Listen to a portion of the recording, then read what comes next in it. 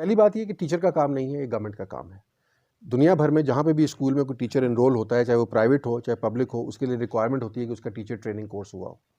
तो teacher training course को लाजमी करना है। बीकन हाउस में जो बच्ची है, जो टीचर आ रही है, उसको इस पर नहीं हायर करना चाहिए कि उसे लिपस्टिक कितनी अच्छी लगानी आती है। हायर वैसे इसी बात पे किया जाता है, या अंग्रेजी मुंह टेढ़ा करके वो कैसे बोल सकती है खवत। मैं बिल्कुल ईमानदारी से आपको बता रहा हूँ, ये बाज़ वक़्त क्राइटेरियाज होते हैं। ये होनी चाहिए कि उसके टीचर ट्रेनिंग कोर्स जो है वो कोर्स क्या होगा, उसके अंदर आपने क्या सिखाना है, ये भी गवर्नमेंट ने डिसाइड करना है। मैं आपको बताता हूँ, हमारे जो कोर्स हैं, ये टीचर्स की जो ट्रेनिंग है, मैं अताबाद लेक के ऊपर, मैं बहुत मुख्तसर कर अताबाद लेक के ऊपर एक दफ़ा जा रहा था और हमारे साथ एक ब्रिगेडियर साहब थे और उनकी बच्चियाँ थी और वो खा के अपने रैपर्स जो है अताबाद लेक के अंदर फेंक रही थी। और जब उन बच्चियों को मैंने समझाने की कोशिश की तो ब्रिगेडियर साहब नाराज़ हो गए बाकायदा मेरे से कि आपको जरूरत कैसे हुई कि आप मेरी बच्ची को बताएं। मसला क्या है, टीचर्स को आप सिविक सेंस नहीं सिखाते, टीचर्स को रिस्पॉन्सिबल सिटीजन बनना नहीं सिखाते। दुनिया भर में असूल ये है कि जो आपकी कॉग्निटिव डेवलपमेंट के ईयर्स हैं ना, उसमें जो फॉर्मेटिव ईयर्स हैं, उसके अंदर आप वो चीज़ें पढ़ाएंगे जो मुजर्रद तस्वुरात ना हो, जो एब्स्ट्रैक्ट कॉन्सेप्ट ना हो। अब एब्स्ट्रैक्ट कॉन्सेप्ट क्या है, मैं आपको रिकी जर्वेस की एक छोटी सी मिसाल देता हूँ। रिकी जर्वेस ने एक इंटरव्यू में मुझसे पूछा, उन्होंने कहा ये आप बड़ी बातें करते हैं कि एब्स्ट्रैक्ट कॉन्सेप्ट है और ये नहीं बताने चाहिए, लेकिन क्या हो? उन्होंने कहा यार काम करें, दुनिया में ना जितनी किताबें हैं आज उन्हें ख़त्म कर दें, आग लगा दें। फिजिक्स की किताबें हैं, बायोलॉजी की किताबें हैं और मजहबी किताबें जितनी हैं जिनमें एब्स्ट्रैक्ट तस्वुरात हैं, यानी माँ बादू तबीयाती तस्वुरात, जिसके अंदर कहते 1000 साल में क्या होगा, फिजिक्स की किताब वैसे ही वापस आ जाएगी, बिकॉज ये फैक्ट्स हैं, ये चेंज नहीं हो सकते, कोई और फिर से डिस्कवर कर लेगा। बायोलॉजी की किताब वैसे ही वापस आ जाएगी, कोई माबादु तबियात किताब वैसे नहीं वापस आएगी। नए किस्से बनेंगे, नए मिथ्स बनेंगे, नई चीज बनेगी। आप मुजर्रद तस्वुरात बच्चे को नहीं सिखा सकते, बच्चे की कंडीशनिंग नहीं कर सकते, क्योंकि आप बच्चे को ये बता रहे हैं कि बचपन में ही तुम्हारी सुपीरियरिटी इस बात पे डिपेंड करती है कि तुम कौन से मुजर्रद तस्वुरात के असीर हो, इस बात पे डिपेंड नहीं करती कि तुम कितने रिस्पॉन्सिबल सिटीजन हो। ये मसला है। तो पहला सवाल तो आपका ये हो गया कि टीचर्स ट्रेनिंग ये गवर्नमेंट ने करना है टीचर ट्रेनिंग इंस्टीट्यूट कोर्सेज है, लेकिन वो लाजमी नहीं किए हुए उन्होंने टीचर हायरिंग के लिए, ये एक मसला है। और जाहिर है उसका करिकुलम भी ठीक नहीं। दूसरा बात, जिस बात की आप इंटेलिजेंशिया की डिज़ाइन कर रहे हैं, ये करिकुलम रिव्यू हर कुछ साल बाद होता है। इस कमरे में यकीनन कुछ लोग बैठे होंगे जिन्होंने वो मीटिंग्स अटेंड की होंगी। उन मीटिंग्स में जो लोग बैठते हैं उन्हें बाकायदा ऑर्डर्स आते हैं कि उन्होंने करिकुलम के अंदर क्या डालना है, और ऑर्डर जहाँ से आते हैं उनको टालना मुश्किल होता है। तो मेरे जैसा आदमी तो उसमें जब दावत मिलती है तो इनकार कर देता है कि मैं मसरूफ़ बहुत हूँ, या मुझे बुखार हुआ है या टाइफाइड हुआ है, तो मैं तो नहीं आ सकता। तो और बड़े बड़े हमारे दोस्त, बहुत बड़े बड़े नाम इस मुल्क के, उन मीटिंग्स में बैठे हैं और आप उनसे तवक्को नहीं कर सकते थे कि ये उन्होंने प्रोड्यूस किया है। जी सर, बहुत अच्छी आपने गुफ्तगू की है, बहुत सारे मसाइल थे, बहुत से पहलू थे जिसको आपने उजागर किया है। लेकिन सर, जहाँ तनकीद की बात है, बिल्कुल आपने खुल के तनकीद की है। हुकूमत है भी इस अहल के उनकी तनकीद ही की जाए, और जो पार्लियामेंट में मिनिस्टर बैठे हैं बिल्कुल आपने हाईलाइट किए उनके नाम। अब सर आप ये बताएं, जब हमारी पार्लियामेंट भी ठीक नहीं है, उसमें जो वज़ीर बैठे हैं, पार्लियामेंट ठीक है लेकिन अंदर जो बैठे हैं लोग वो अहल ही नहीं है। मिनिस्टर साइंस कौन है, उसकी बैकग्राउंड क्या है, एजुकेशन क्या है, यह सब जानते हैं। मैं सर आपसे ये जानना चाहूँगा कि ये जो मसाइल हैं, आप हुकूमत को क्या पैगाम देंगे, किस तरह इन मसाइल से वो निपटे, क्या म्यार तालीम को ऊपर ले जो आजकल पस्त है, सिर्फ ये सिंगल करिकुलर एक्टिविटीज़ नहीं है काफ़ी। जी सर। मेरे ख्याल है आखिर में मैंने इसका जवाब दे दिया। एक तो हुकूमत मेरा पैगाम सुनने में बिल्कुल दिलचस्पी नहीं रखती, तो मैं कोई पैगाम दे भी दूंगा तो हुकूमत नहीं सुनेगी उसको। मैंने आपको बताया कि इस मुल्क में आइनी तब्दीली की ज़रूरत है। एरिस्टोटल ने पॉलिटिक्स को मास्टर साइंस कहा था। ये तब्दीली कोई ऐसी नहीं है कि मैं और आप उठ के कोई एक 6 नुकात लिख देंगे और उससे सब कुछ चेंज हो जाएगा। इस मुल्क में जब तक पॉलिटिकल विल चेंज नहीं होगी और पॉलिटिक्स उन लोगों को करने नहीं दी जाएगी जो पॉलिटिक्स जिनका हक है। इस मुल्क में पॉलिटिक्स वो करते हैं, इस मुल्क में पार्लियामेंट रबर स्टैम्प है भाई मेरे। तो जब तक ये दो चीज़ें, सेकुलरिज्म जब तक इस मुल्क में नहीं आएगा, जो कि नहीं आएगा, जब तक इस मुल्क में इस्टेब्लिशमेंट का किरदार ख़त्म नहीं होगा, जो कि नहीं होगा, तब तक ये चीज़ें ठीक नहीं हो सकती। मैं आपको ये बता रहा हूँ। ये आप और हम सब यहाँ अपना बैठ के कैथारसिस कर लेते हैं, दिल जला लेते हैं, काफ़ी है बस। अच्छा, मेरा ख्याल दो क्वेश्चन हम कंबाइन कर लेते हैं। अपना गिलानी साहब, आप मेरा ये है कि जब वोट बनती है तो सबसे पहले उसकी जो टॉप प्रायोरिटी होती है डिफेंस है, देन एजुकेशन आती है। एजुकेशन आइडियोलॉजिकल बॉर्डर में और डिफेंस जो है वो जियोग्राफिकल में। तो जब रवायत से निकलते हैं तो जिद्दत में आते हैं, और जब जिद्दत में आते हैं तो हम सिलेबस तक पहुँचते हैं। जब आप पाकिस्तान की एवोल्यूशन की हम बात करें आज़ादी से लेकर अब तक, एक तरफ क़यादत और नज़रिए का बुरान भी है, लेकिन एजुकेशन में जब हम आते हैं तो जिद्दत और सिलेबस दहशत कौम या माशरा हम बेसिकली सिलेबस रीडिंग तक पहुँचे हैं। टीचर सिर्फ सिलेबस को समझता है, स्टूडेंट अब समझने की कोशिश कर रहा है। एक तो यह है कि एजुकेशन को, मेरा जो सवाल है, एजुकेशन कैसे जो है वो स्टेट पॉलिसी का हिस्सा बने, ताकि पार्टी पॉलिसी ना हो, पार्टी इंटरफेरेंस ना हो। हमारे यहाँ पार्टी पॉलिटिक्स और पार्टी पर्सनालिटी जो है वो पॉलिसी मेकिंग करती है। एक और क्वेश्चन लेने जी। और दूसरा तो उनके ही दो एक- ताकि हम कंप्लीट कर लें। आपने बात खत्म कर दी कि जब ये सारी चीजें नहीं होंगी तो कुछ भी नहीं होगा।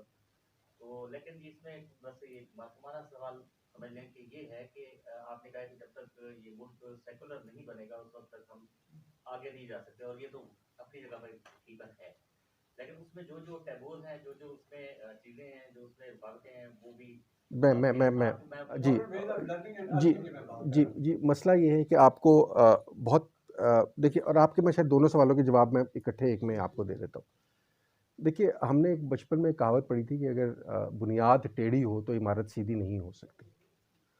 तो मैं अगेन फिर ये बात कहता हूँ, I can not turn back the clocks, but 1947 partition in my opinion was a big blunder, जो कि इस खित्ते में नहीं होना चाहिए था। हम हज़ारों साल से यहीं इकट्ठे रह रहे थे। मज़हब की बुनियाद पे जब आप तफरीक करते हैं, तकसीम करते हैं, तो तकसीम रुकती नहीं है, वो तकसीम दर तकसीम दर तकसीम दर तकसीम होती चली जाती है। अगर आप कहते हैं कि अक़ीदे की बुनियाद पे मैं इसके साथ नहीं रह सकता, तो फिर आप किसी भी ऐसे शख्स के साथ नहीं रह सकते जिसके साथ आपके अक़ीदे का डिफरेंस किसी भी नौइयत का हो। वो ये डिफ़ाइन करना बड़ा मुश्किल हो जाता। तो ये तो 47 में ये टेढ़ थी जो कि हमारा वो मसला था। सेकुलरिज्म, आपने बांग्लादेश 1971 में जब अलहदा हुआ तो पहली चीज़ जो उन्होंने रियलाइज़ की, अगरचे खैर उसकी इम्प्लीमेंटेशन बहुत बाद में आके हुई, वो ये कि आइन जो है वो सेकुलर वैल्यूज़ पे होगा। तो इसका मतलब ये है कि 47 में हमारा जब हम अलहदा हुए थे तब भी शायद इस्लाम हमारा नज़रिया या हमारा वो नहीं था कि इसकी बुनियाद पे हम अलहदा हो रहे हैं। ये एक इकनॉमिक डिसीजन था बड़ी हद तक, और जब वो economic decision was not making sense for Bangladesh तो वो अलग हो गया।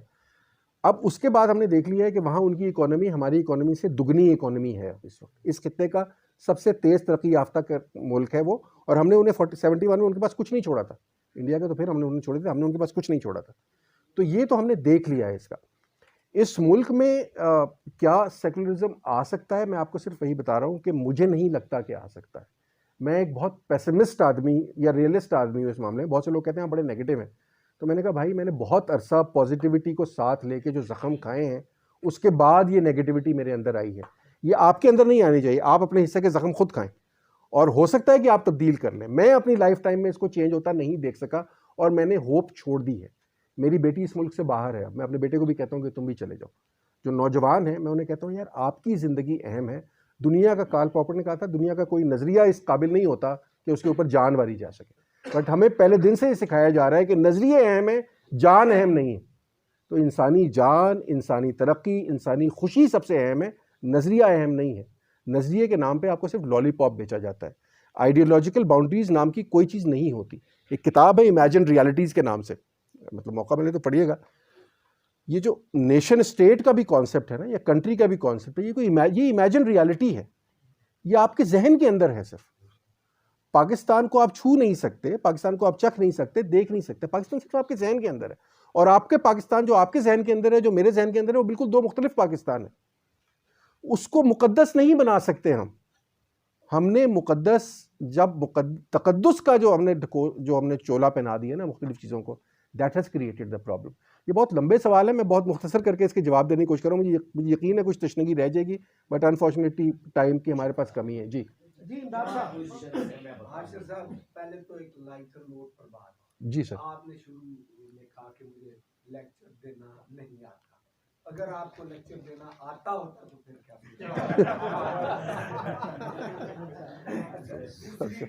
सूरत ये कि आज मैं कहीं पढ़ रहा था कि हमारे करिकुलम में मैथमेटिक्स और अकाउंट्स का जो सेक्शन है, उसमें से इंटरेस्ट और मार्कअप के जो लफ्ज हैं वो निकलवाने का क्या किया गया है हमारी मजहबी माफिया की तरफ। ठीक। दूसरे जो हमारी बायोलॉजी की किताबें हैं, उनमें जो ढांचे बने हुए थे वो बच्चों को समझाने के लिए, उनके बारे में कहा गया कि इनको कपड़ों में होना चाहिए, इनको नंगे ढांचे जो है। तीसरे, हमारे जो बड़े स्कूल्स हैं जिनके आप नाम देने की जरूरत नहीं है, जी जिनको हम बड़ा स्कूल समझते हैं, उनके अंदर जो हमारी बायोलॉजी पढ़ाई जा रही है उसके अंदर से रिप्रोडक्शन का रिप्रोडक्टिव ऑर्गन्स का निकाल दिया वो गया। निकाल दिया गया है। इसी तरह से बिग बैंग के हवाले से बात करने से पहले ये कहा जाता है कि ये कुन फयाकुन जी। तस्वुर जो है वो बिग बैंग के तस्वुर से कहीं बड़ा। इन तमाम कॉन्सेप्ट्स के होते हुए आप पाकिस्तान की एजुकेशन और पाकिस्तान के अंदर पढ़ने वाले जो बच्चे हैं उनको किस तरफ जाते हुए आप भी प्लीज एक क्वेश्चन जी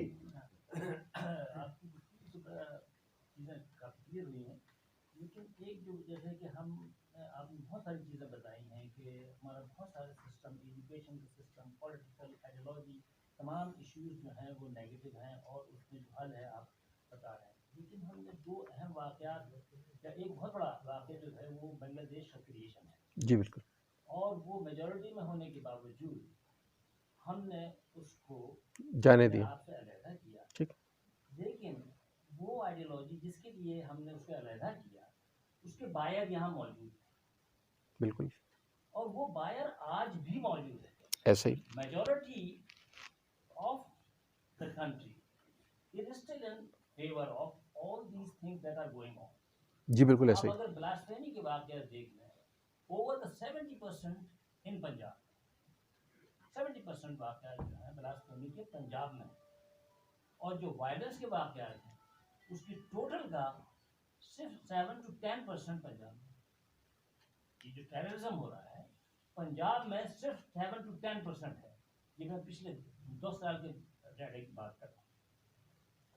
ये और वो टेररिज्म जो है वो किस आइडियोलॉजी को इनहांस कर रहा है, किसको सपोर्ट कर रहा है, इसको इससे लिंक अप अगर आप करके देखें इस पाकिस्तान के वाक़या कि वो आइडियोलॉजी जो थी सो कॉल्ड, जिसे हम आपने कहा 47 एक बेसिक एरर था, मगर उसी को लेके चल रहे हैं क्योंकि वो सूट करता है। क्योंकि जब इस्लामिक आइडियोलॉजी की बात कर देंगे तो प्रोविंशियल आइडेंटिटी की बात नहीं करेंगे क्योंकि इनको सपोर्ट करता था। इसी तरह क्या आज भी वही सूरत हाल मौजूद है कि कोई डोमिनेंट प्रोविंस या कोई और डोमिनेंट फोर्स जो इतनी बड़ी है कि बाकी लोगों को इग्नोर करके उसको क्योंकि सर्वाइव तो कर रही है ये अभी भी, तो क्या चीज़ है जो उसको सर्वाइव करने में मामन साबित हो रही है? जी मैं जो है मैं फिर वही बात कर रहा हूँ। असल मसला आपकी पॉलिटिकल आइडियोलॉजी के अंदर छुपा हुआ है जिसको आपने बिल्कुल तबाह कर दिया। तो ये इस किस्म के मसले होते रहेंगे। रिप्रोडक्टिव ऑर्गन्स नहीं पढ़ाने देंगे आपको, ढांचों को आप लिबास पहना देंगे या इस किस्म की और हरकतें जो हैं हम करते रहेंगे। जहाँ इतने झूठ इस कौम से बोले गए हैं, 2-4 और भी बोल लिए जाएंगे तो क्या फ़र्क पड़ जाएगा। वो मुश्ताक यूसुफ़ी के बाद में कि उसमें है एक बड़ा मशहूर, तो वो किसी ने कहा कि ये हुआ किससे बहुत सुनाए, तो आखिर में कहा उसने, जब मैंने वो भूल गया मुझे, वो नहास पाशा किंजू का यूसुफ़ी साहब के अल्फाज तो मुझे ज़ाहिर है वर्बटिम तो याद नहीं। उन्होंने कहा कि जब मैंने खजूर की खा के और हौज़ में उसको थूका तो वहाँ एक पीपल का दरख्त उग आया जिसके हर दरख्त पे है एक सुर्ख तोता बैठा अल्लाह की तस्बीह गा रहा था।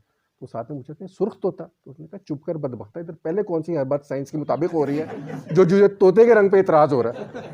तो आप छोड़े जी, आप क्या उधर आप उस पर फंसे हुए ढांचों के ऊपर, इधर और बड़ी कहानी बड़ी मसला है। सर आपके सवाल जो है वो थोड़ा सा कॉम्प्लिकेटेड है।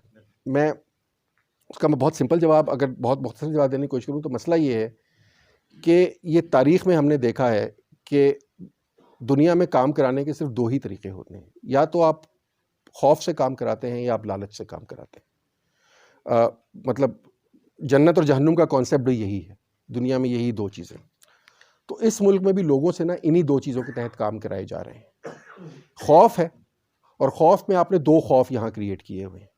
एक वो खौफ है जो आपने मज़हब के थ्रू क्रिएट किया है, बाय टर्निंग योर मैनिफेस्टो और अपने आइन को आपने into something which is draconian.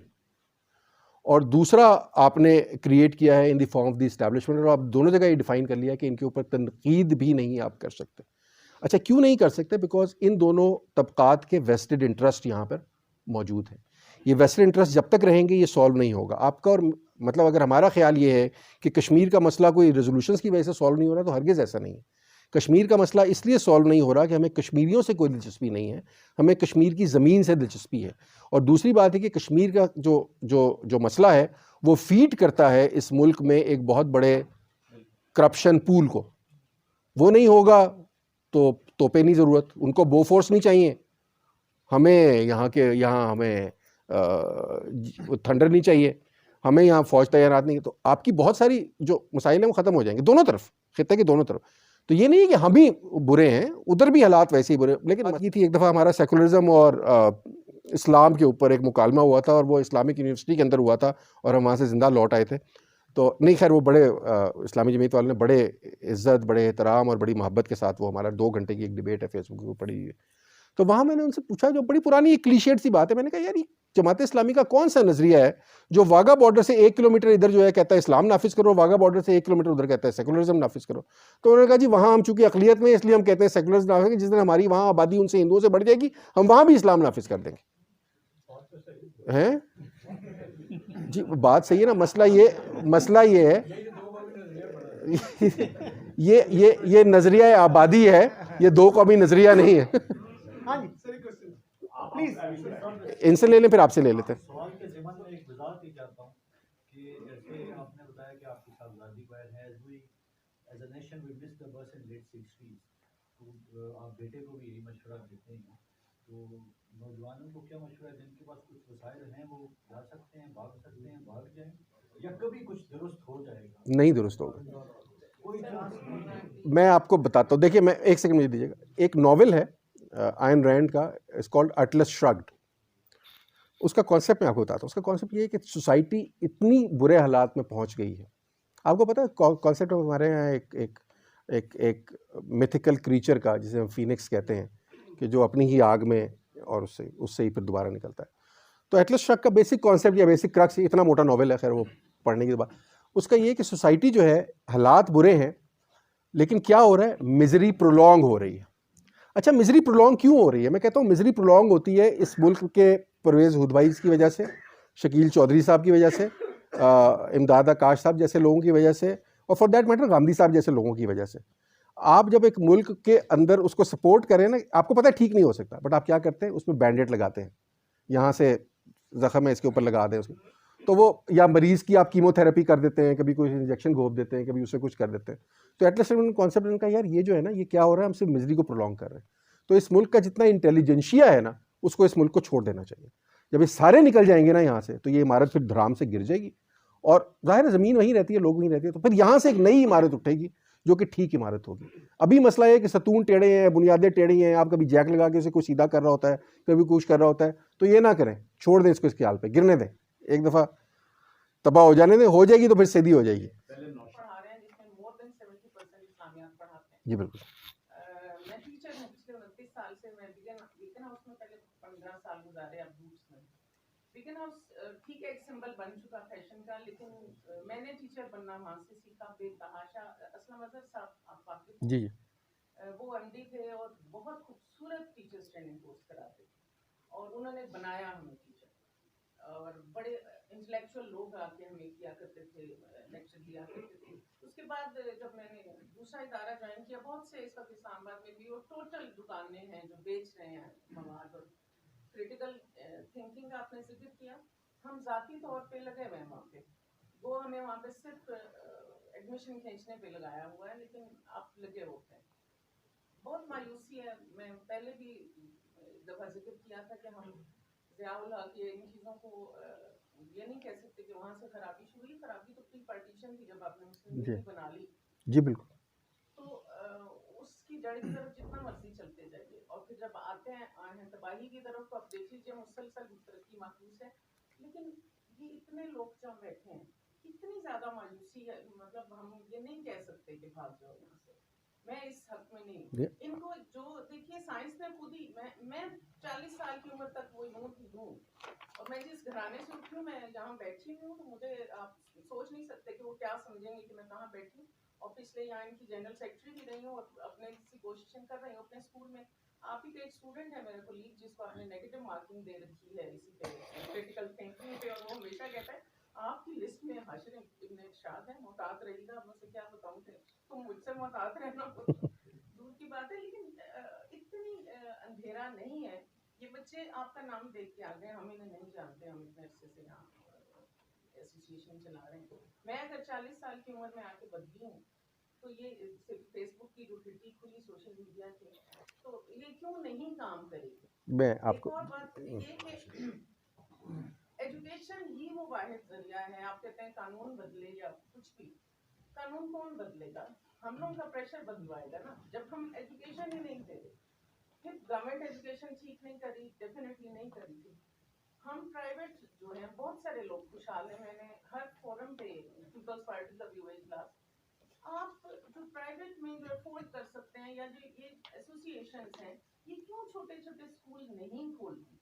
सस्ते स्कूल खोले जा सकते हैं। मैं अफोर्ड नहीं कर सकती, लेकिन हम प्रोग्रेसिव राइटर्स हुआ, दूसरा हुआ, चेंज तो यहीं से आना है ना। आपके इस लेक्चर में इतने पता नहीं कितने जन, आप फेसबुक से कितने कर, जो हम अपने अपने जो हमारा छोटा सा एक दरख्त है जिसके नीचे हम बैठ हैं स्कूल लगा के, हम वो क्यों नहीं कर सकते? क्या वो चेंज नहीं आएगा? सोशल मैं जवाब दे दूं आपको, क्योंकि ये बहुत एक, देखिए इनको मैं इनके साथ I was just trying to be honest. मैंने इनको वही एडवाइस दी है जो मैंने अपने बेटे या अपनी बेटी को दी है। तो मैं ये नहीं कर सकता कि अपने बेटे और बेटी से कहूँ कि तुम तो भाग जाओ और उनसे कहूँ कि तुम मुल्क को संवारो। तो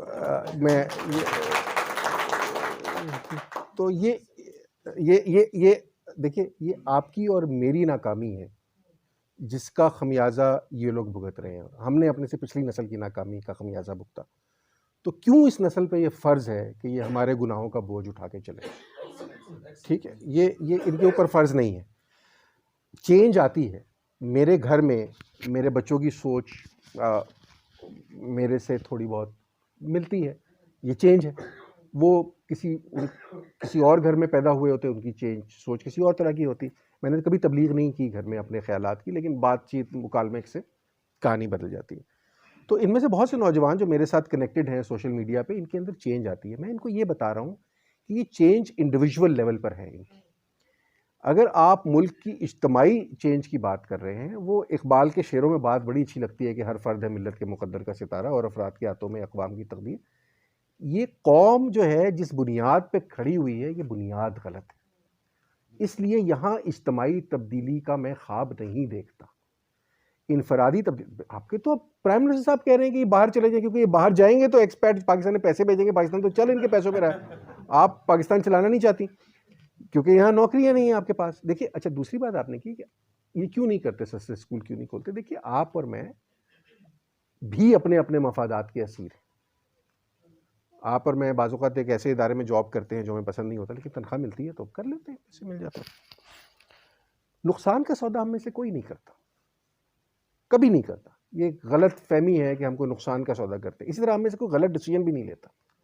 at a given point in time हम जो डिसीजन लेते हैं वो ठीक डिसीजन होता है। मैं अपने स्टूडेंट से कभी पूछता हूँ, मैंने कहा यार सुबह सुबह तुम्हें यूनिवर्सिटी आना है, तुम घर से निकलते हो और जल्दी है, मेरी क्लास है, मैं हाजिरी जल्दी ले लेता हूँ, और तुम एक शॉर्टकट लेते हो, तेज़ी से मोटरसाइकिल मोड़ते हो कि यहाँ से निकलता हूँ, और ट्रक के नीचे आके फौत हो जाते हो। आई क्रिएट एक्सट्रीम सिनेरियो और तुम मर गए। अच्छा फ़र्ज़ करो मैं तुम्हें दोबारा ज़िंदगी दे दूँ, तो तुम क्या करो? तो जी हम शॉर्टकट नहीं लेंगे। और मैंने कहा तुम्हें मैं अगर 100 दफ़ा भी दोबारा ज़िंदगी दे दूँ तो तुम 100 दफ़ा की 100 दफ़ा शॉर्टकट लोगे और 100 की 100 दफ़ा ट्रक के नीचे आके मरोगे। क्यों? क्योंकि at that point in time तुम्हारे पास जितनी इन्फॉर्मेशन थी, उस इन्फॉर्मेशन में वो बेस्ट डिसीजन था तुम्हारा। हाइंडसाइट में हमें बहुत सी चीज़ें लगती हैं, ऐसे कर लेते, वैसे कर लेते, यूँ कर लेते, वो कर लेते। At a given point in time हम में से जो खुदकुशी भी कर रहा होता है उसको लगता है ये कि सबसे बेहतर ऑप्शन है खुदकुशी करना, तो मैं खुदकुशी करूँगा। जो बच जाते हैं उमूमन वो नहीं करते दोबारा।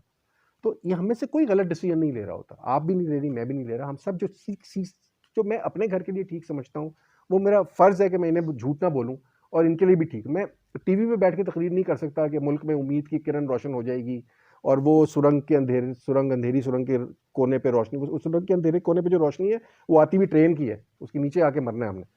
तो ज़रा जो है हकीकत वो हकीकत है, मसला ये है।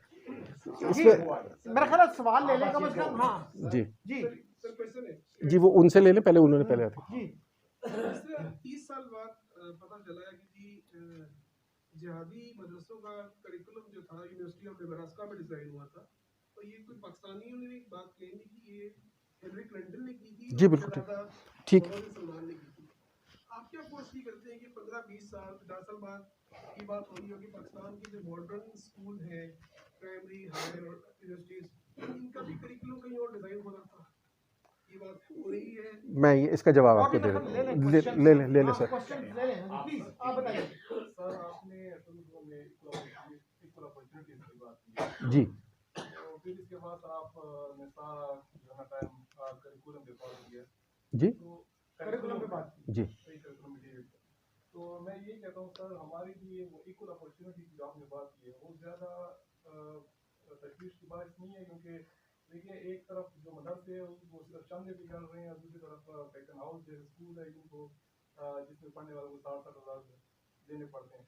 तो बजाय ये कि पहले तो मतलब वो कहते हैं something is better than nothing, तो हम ये कहें कि हम जो है ना इक्वल अपॉर्चुनिटी के ऊपर ज़्यादा फोकस करें ताकि कम से कम वो मदरसे वाले बच्चों भी ऐसे स्कूलों में पढ़ सके जो मतलब ऑन एवरेज दोनों जी बैकन हाउस बिल्कुल आप ठीक कह रहे हमारे मुआशरे में होना क्या खुशी की बात है या एक हैं। बिल्कुल खुशी की बात है, कोई हर्ज नहीं है उसमें। खुशी की बात है या लेकिन एक तरफ ये भी जाहिर करे कि देखिए एक टाइम एक ही मुल्क में 60-60 हज़ार के बच्चे पढ़ रहे हैं और दूसरी तरफ कोई फर्क दुनिया भर में ही होता है। चंद मैं आपको जवाब दे देता हूँ, बता दूँ। आपने में से यूनिवर्सिटी ऑफ नेब्रास्का हो गया और आपकी इक्वल अपॉर्चुनिटी हो गई। चले एक और सवाल ले लेते हैं इनसे भाई, अगर इनका पहले था मैं उसके बाद आपके पास आ जाता हूँ। आप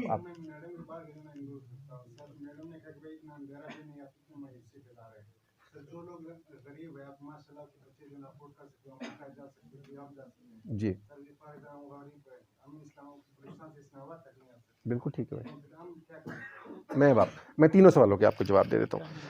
देखिए जो यूनिवर्सिटी ऑफ नेब्रास्का का है ना, ये जहन में रखिएगा कि वो आपने बचपन में पढ़ा होगा, बचपन से आप पढ़ते जा रहे हैं कि हम फलां जंग जीत जाते और फलां करते अगर हमारी सफ़ों में गद्दार ना होते और मीर जाफर ना होते। मुसीबत ये है कि दुनिया जहान के जो गद्दार हैं वो हमारी सफ़ों में ही क्यों होते हैं, मतलब अंग्रेज़ों में क्यों गद्दार नहीं हम ढूंढ सके। सर अच्छा चलो ठीक है ओके यहाँ नहीं मिले ना हमें, यहाँ नहीं मिले। तो यूनिवर्सिटी ऑफ नेब्रास्का ने जो डिज़ाइन किया करिकुलम अपने किसी ख़ास मकसद के लिए, उसके लिए उन्होंने किताबें ईजाद नहीं की, उसके लिए उन्होंने सोर्सेज ईजाद नहीं किए। ये वही सोर्सेज थे जो मौजूद थे, जो दरस निज़ामी का हिस्सा थे उससे पहले। ये आप जहन में रखिए बात, ये कोई नई चीज़ नहीं है। उन सोर्सेज को आप कल आपको पता है अभी इंडिया में क्या हुआ है? वसीम रिजवी साहब जो हैं वो अदालत में गए, उन्होंने कहा ये कुरान से 26 आयात जो हैं ये टेररिज्म का सबक दे रही हैं। अब इसमें हम डिबेट कर सकते हैं कि दे रही हैं कि नहीं दे रही, और ये भी कि उनका ये अमल ठीक था कि नहीं ठीक था। वो अदालत में चले गए, अदालत ने उनकी प्ली रिजेक्ट कर दी। आप ठीक कह रहे हैं, अमेरिकन इंटरेस्ट थे, लेकिन ये जहाद का कॉन्सेप्ट उससे बहुत पुराना है भाई, और उसकी सोर्सेज और उसका वो भी बहुत पुराना है। उसको आपने देखा अवेलेबल चीज़ होती है। देखिए कोई वो कहते हैं हर एक को अपने हिस्से की बेवकूफ़ मिल जाते हैं, तो कोई बेवकूफ़ बनने को तैयार होता है तो आप उसे बेवकूफ़ बनाते हैं। अगर आप बेवकूफ़ बनने को तैयार नहीं तो मैं कुछ कर लूँ, मैं आपको बेवकूफ़ नहीं बना सकता। इस खित्ते में और ही बहुत सारे ममालिक थे ना, सारे जिहादी हमारे पास से ही क्यों एक्सपोर्ट हुए हैं ज़्यादातर, मतलब हम और जगह से टर्की से क्यों एक्सपोर्ट करके इधर नहीं ला सके, या सऊदीया से क्यों एक्सपोर्ट कर लिए हमने, या कुछ उज़्बेकिस्तान से क्यों एक्सपोर्ट कर लिए, या अफगानिस्तान। जिन ममालिक के अंदर ये स्ट्रक्चर इतना कमज़ोर था कि वहाँ इन्फिल्ट्रेशन हो सकती थी, वहाँ की इन्फिल्ट्रेशन। हर बंदा अपने मफादात का असीर होता है। जो इक्वल अपॉर्चुनिटी की आपने बात की, ये बात बिल्कुल ठीक है, इक्वल अपॉर्चुनिटी होनी चाहिए, लेकिन equal opportunity single national curriculum से नहीं आएगी। ये जहन में रखिए कि अगर मेरे पास पैसे ज़्यादा भी हों और मुझे पता हो कि बीकन हाउस के अंदर और सरकारी स्कूल के अंदर एक तरह की तालीम दी जा रही है, तो मैं पागल हूँ यार, मैं बीकन हाउस के अंदर रखूँगा। और मैं सरकारी स्कूल का पढ़ा हूँ, मैं टाट पे बैठ के पढ़ा हूँ, मैंने मैं बीकन हाउस के पढ़े हुए बच्चों से कई से बहुत बेहतर हूँ, हो सकता है कई से बहुत बदतर भी हूँ, तो ये मसला नहीं है। आपको ये अब गवर्नमेंट को देखना है। देखिए आपकी एजुकेशन के ऊपर इस वक्त जो टोटल बजट है विफाक का, वो 1.7% है। उसमें क्या करेंगे आप? अच्छा वो बढ़ा भी नहीं सकते। मैं अब आप कह रही है ना मायूसी की बात, मैं कहूँ जी एजुकेशन को हम चेंज कर देंगे। चेंज करने के लिए पैसे चाहिए। डेट सर्विसिंग आपका 42% है। डिफेंस स्पेंडिंग आपने कहा डिफेंस बड़ा जरूरी है, 23% 24% वो खा जाता है। मतलब ये बेसिक है। जो पेंशन में हमने एलोकेट किया हुआ है 7% वो है, वो भी डिफेंस का ही है। फिर हम उनसे जो टैक्स नहीं लेते और हम उनसे जो और उनको रियायत देते हैं, 80 to 81% सिर्फ डेट सर्विसिंग और डिफेंस है। करेंगे क्या? कहां से खर्च करेंगे? एजुकेशन को कैसे ठीक करेंगे? और भाई आपका जो जवाब है ना, मैं उसका जवाब देखिए, उसका मेरे पास ये जहन में रखिए, आपने मतलब अपने आप को मेरे से कंपैरिजन किया। मैं आपको बिल्कुल ईमानदारी से बता रहा हूँ, मैं ये नहीं कह रहा कि आप जा सकते हैं, नहीं जा सकते, बट मैं बलूचिस्तान के ऐसे लोगों को जानता हूँ, मैं ऐसे बच्चों को जानता हूँ, और मेरे ही कुछ प्रोग्राम्स के थ्रू खुशदार से, पशीन से ऐसे बच्चे आए हैं जिन्होंने अपनी मेहनत से स्कॉलरशिप्स लिए हैं और गए हैं दुनिया भर में। टैलेंट का रास्ता आप रोक नहीं सकते, ये एक्सक्यूज़ नहीं होता। हमारे मुल्क में एक्सक्यूज़ दिए जाते हैं क्योंकि हमें बचपन से सिखाया गया है कि ब्लेम शिफ्ट कर दें। मेरे माँ बाप, मैं बिल्कुल ईमानदारी से आपको बता रहा हूँ, और मेरे भी मैं चले अपनी आपको एग्जांपल दे देता हूँ। मैंने, अब से ज़्यादा पुरानी बात नहीं होगी, जाहिर है मैं उस वक्त नहीं बताता आपको, मुझे अपने बच्चे को स्कूल से उठाना पड़ा था क्योंकि मेरे पास उसकी स्कूल की फ़ीस के पैसे नहीं थे, इसी इस्लामाबाद में रहते हुए। आई बाउंस्ड बैक फ्रॉम देयर। मेरे माँ बाप जो है एक दौर में बस नहीं लेते थे, 3 किलोमीटर पैदल चलते थे। उस वक्त बस का किराया शायद 4 आने हुआ करता था, 4 आने का एक सिक्का जो आपने तो कभी देखा नहीं, कि 4 आने बच जाएंगे, so will save that money. यहाँ बहुत सी आपको एग्जांपल मिल जाएंगी जो गुर्बत से उठते हैं और अपने लिए अपनी ज़िंदगी खुद बना लेते हैं। ये एक्सक्यूज़ कभी नहीं होता। गवर्नमेंट भी एक्सक्यूज़ सिखाती है। मिसाल के तौर पर गवर्नमेंट कोटा सिस्टम क्रिएट करती है, मैं कोटा सिस्टम का हामी नहीं हूँ। आपको इक्वल अपॉर्चुनिटी क्रिएट करनी है। आपको ये नहीं कहना कि चूंकि तुम सिंधी हो तो तुम्हें दाखिला पहले मैं दे दूंगा। आपको अगर सिंधी को नहीं मिल रही वो जगह और उसको वहाँ वो एजुकेशन नहीं मिल रही, तो आप कहें कि जैसा कराची में इंस्टीट्यूट है, मैं लाड़काना में भी वैसा इंस्टीट्यूट बनाऊंगा, नवाब शाह में भी वैसा इंस्टीट्यूट बनाऊंगा, तब चीज़ें ठीक होंगी। फिर बात आके आखिर में रुकती है। जहन में रखिए, पॉलिटिकल विल के बगैर कुछ नहीं हो सकता। इस मुल्क में पॉलिटिकल विल क्यों नहीं है? क्योंकि इस मुल्क में पॉलिटिशियंस की कोई विल नहीं है। जब इस मुल्क में पॉलिटिशियंस को विल मिल जाएगी ना, क्योंकि उन्हें भाई जितने मर्जी बुरे हों, 4 साल बाद हल्के में जाके वोट मांगने पड़ते हैं। 1 दफ़ा धोखा दे लेंगे, 2 दफ़ा दे लेंगे, 3 दफ़ा दे लेंगे, फिर नहीं मिलेंगे। बल्दियाती इलेक्शन में पीटीआई का सफाया हुआ है कि नहीं हुआ? तो लेकिन जो आपके बड़े बैठे हैं उनको हटाने का आपके पास कोई मैकेनिज्म है? कोई मैकेनिज्म नहीं है ना। आप तो बलूचिस्तान से हैं, आप ये दुख शायद मेरे से ज़्यादा समझते हैं कि क्या मसला है। तो रास्ता बन जाता है। टैलेंट है अगर आपके पास, तो कोई चीज़ आपका रास्ता नहीं रोक सकती। और ये बात में कोई क्लीशेड बात नहीं कर रहा। क्लीशेड अमेरिका में करेंगे लोग आप। अच्छा, 4 to 6 o'clock टाइम था, अभी कंक्लूड होता है।